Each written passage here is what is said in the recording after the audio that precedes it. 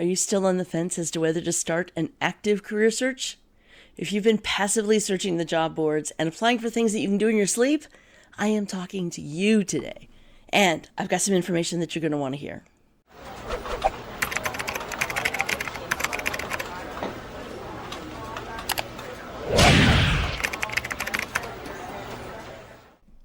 All right, it's great to see you again. You know, we've got about a month left until the first of the year. You're probably thinking to yourself, nobody's hiring during the holidays. And if I started really putting myself out there, I'm just going to continue to hear crickets. Maybe I'll start my search at the beginning of the year, right? All right, so I've got a question for you. Is your resume, and more importantly, is your LinkedIn profile exactly the way that you want it? It describes the way that you're perceived by people who do work with you, know you well, and are huge fans of your achievements and your capabilities, your expertise, your experience. In other words, think of those people that you've worked with throughout your career who admire the way that you do business. And then ask yourself, does my personal brand, both online and on paper, does it effectively convey the exact same reputation to readers who've never met with me, who don't know you?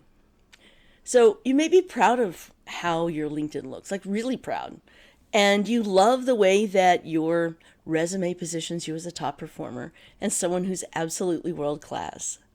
And if that's the case, you should still watch this video till the very end because I'm talking to you too. But specifically, if you're not completely satisfied with the content and the look and feel of your LinkedIn profile, and you're not proud of how your resume positions you, then it's important that you start working on it right now in order to do a deep dive introspection on your entire career, which really includes documenting every achievement you've had in every position you've ever held since the start of your professional career. Then putting together a good faith estimate on the end result of each of those achievements. And when I say end result, I'm talking about some sort of quantifiable number. And it doesn't have to be dollars, but it does have to be quantified so that people who read your personal brand understand at what level you play. They want to know, do you affect the top line or the bottom line of the companies that you've worked for? Are you one of those rare people that's done both? And for each accomplishment, did you impact your employer tens of thousands of dollars, hundreds of thousands of dollars, tens of millions, or even just millions, plain up millions, tens of millions, hundreds of millions? I could keep going up, but I'd probably lose my voice. When you add all of your numbers up, your career impact is what? Sometimes we're fortunate enough here at CRC to work with people who've impacted their employers over $500 million. And on rare occasions, even over $1 billion throughout their career when everything's added up. So when you can explain what your career impact is, what you're doing is documenting your value to a potential employer. That is so incredibly important. It's human nature to want to define something or someone that they don't know. So when you give a hiring manager, decision maker, when you give them a number, as soon as they've discovered you, that like the career impact, you're helping them put a definition together in their heads. And when you talk about career impact in the hundreds of millions, you're going to command a lot more money than most likely you're making today. And putting all of this together takes time. You know, if you want some help with it, it's one of the things that my firm does really well, and that is helping you determine all of those things that you forgot about decades ago. They're really a big deal. It takes us about 4 weeks after you filled out a very complete career workbook. We call it a resume application. Most of our clients who are employed take at least a week or 2 weeks to fill that thing out. So if you're going to start working with us, say for today, it's most likely going to be after the first year, going to be the 6 weeks until your complete brand is ready for prime time. Okay? Parched. Now you see why taking action right now is important and not waiting until the first of the year. So also, I'm going to let you in on a little secret. There is definitely seasonality to with hiring and job creation. For the last 3.5 years, though, that seasonality has kind of been shot to bits. The months that are supposed to be slow, like August, end up being the busiest month of the year for job creation. It's kind of whack. So here's actually the secret, though. It was only in September of this year, just a couple of months ago, that I realized that traditional seasonality that we've seen historically that has been pretty consistent, 2019 and before, has finally come back. And the only difference in 2023 is that February this year had more job creation than January. Prior to the pandemic, January has always been the biggest hiring month of the year, with more people starting their new jobs in January than in any other month. And in fact, January typically has 19% of all of the year's start dates. February typically has 16%, and those are pretty consistent again. Between the first 2 months of the year, 35% of all of the year's jobs are created. And that means that first quarter is by far the busiest time that employers are ready to pull the trigger on creating a new job or filling a seat.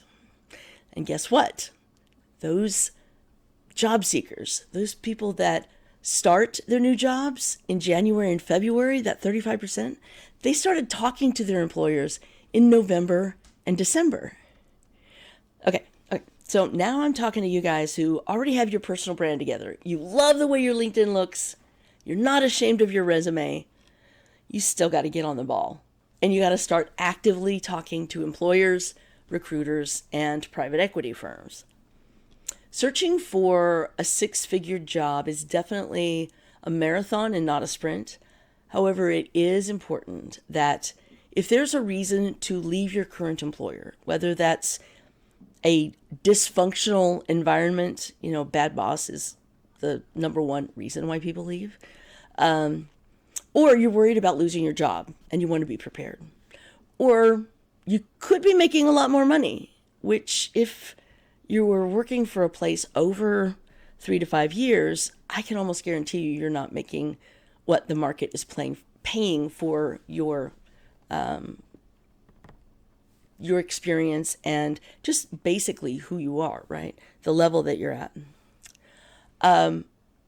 You also could leave, or there's a reason that you would want to leave because you've gotten bored.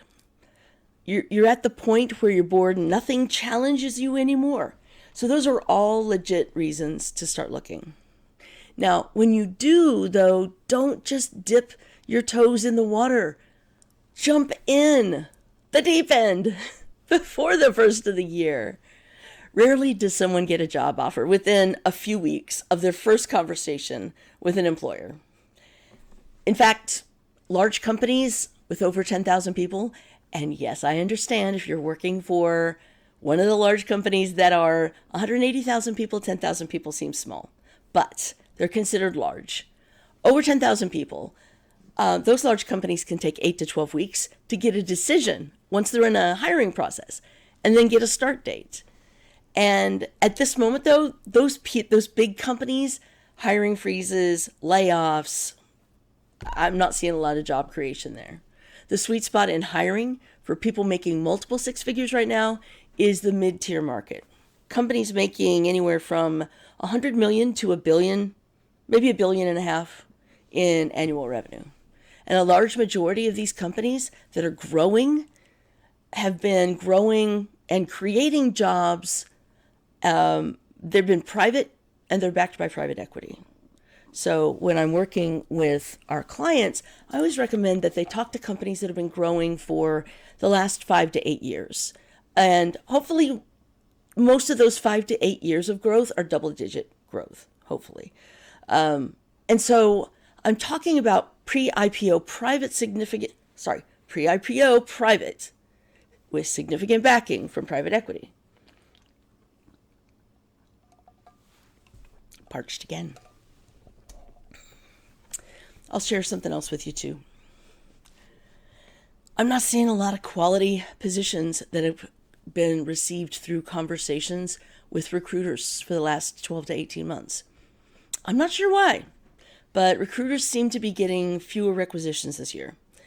And I would say, in fact, I really haven't seen recruiters get back to what I would consider pre-pandemic levels of decent jobs. Historically, recruiters hold about 11% of six-figure jobs, but that really, to me, now keep in mind, we have a small company, so my observations might be anecdotal.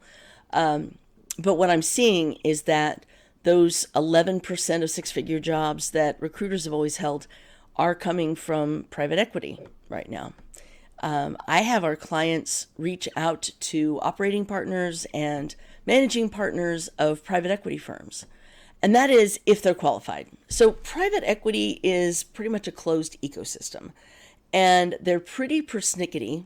They've got some very high standards on who they're willing to talk to. So they're looking for people in really large companies, or at least recognizable logos in their career, who've got decent job titles, like director level at least, and a good amount of responsibility. So large scope of responsibility, and more importantly, scope of impact. And that's why, again, it's important to quantify your achievements. And one more thing, too. I did want to mention, if you're considering working with me and my firm, Career Resume Consulting, under most circumstances, our services are completely tax deductible.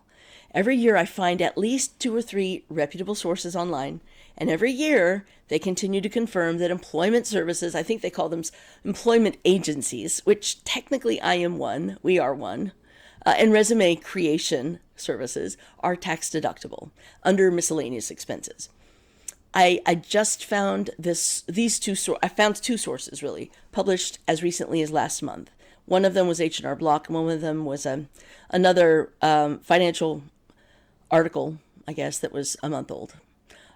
So if you'd like to work with us and you've checked with your tax advisor and it turns out that it is tax deductible for your situation, it might be a good idea to contact me in the next couple of weeks. I've got my contact information below, but essentially you can email me at tammy@beyondjobsearching.com. Again, that's Tammy, Tammy, at beyondjobsearching.com. And at the very least, you can have an exploratory conversation with me or one of my team. And I hope, or I trust, that this has lit a fire under you, maybe just a little bit, and inspires you to take some action before the end of the year so that you're not caught flat-footed come the 1st of January.